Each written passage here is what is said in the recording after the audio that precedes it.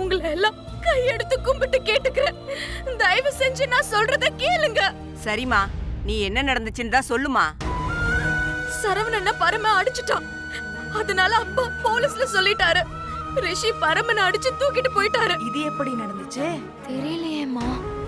அந்த பரம அடி வாங்கின கையோட திரும்ப வீட்டுக்குள்ள வந்துட்டான். அவன் எப்படி வந்தான்னு தெரியல. ஃபங்க்ஷன்ல கலாட்டா பண்ணி ஃபங்க்ஷனையே கெடுக்கிறேன்னு சொன்னான்.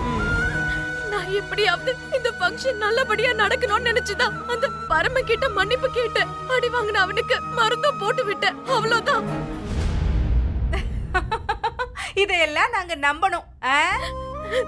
நம்பிதான் ஆகணும். ஏன்னா அங்க இருந்தது நானும் பரமனும் மட்டும்தான். வேணும்னா அந்த பரமனையே கூட்டிட்டு வந்து சாட்சி சொல்ல வைக்கிறேன். எனக்கு ஒரே ஒரு நாள் டைம் கொடுங்க. நிறுத்து நிறுத்து நிறுத்து. வேலைக்கு ஓனா சாட்சி மாதிரியா? இதெல்லாம் சரிப்பட்டு வராது. இவங்கள உடனே இங்கிருந்து காலி பண்ண சொல்லுங்க.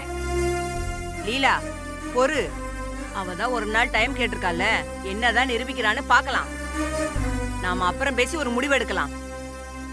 சத்தியமா நான் நிரூபிச்சு காட்டுறேன். தயவு செஞ்சு எல்லாரும் என்ன நம்புங்க. என் மேல எந்த தப்பும் இல்ல. சரி வாங்க போலாம். இந்த பாருமா, நாளை காலைல நாங்க எல்லாம் வருவோம். நீ சொன்ன மாதிரி நிரூபிக்கணும். இல்லனா அவங்க சொன்ன மாதிரி வீட்டை காலி பண்ணிடணும். சரியா? வாங்க போலாம். வாங்க.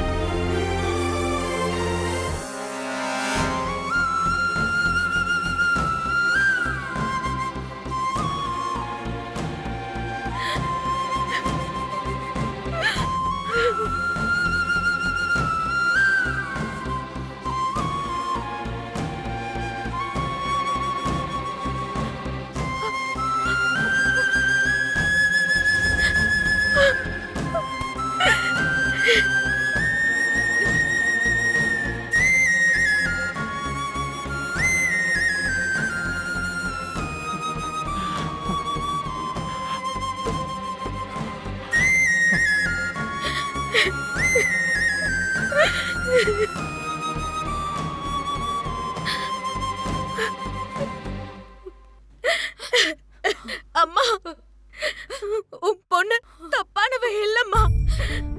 அம்மா, நான் சொன்னதெல்லாம் உண்மைம்மா.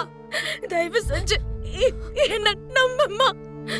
ஒரு பக்கம் நமக்கு நிறைய உதவிங்க பண்ணிருக்காரு, இன்னொரு பக்கம் அவர் தான் பிரச்சனையும் பண்றாருங்கிற மாதிரியான நிலைமை. என்னால எதை நம்புறது எதை விடுறதுன்னு தெரியாம தவிச்சுக்கிட்டு இருக்கம்மா. அதுக்காக இப்படி அடி பண்ணுவேன். அம்மா, நான் மருந்து தாமா போட்டு விட்டேன்.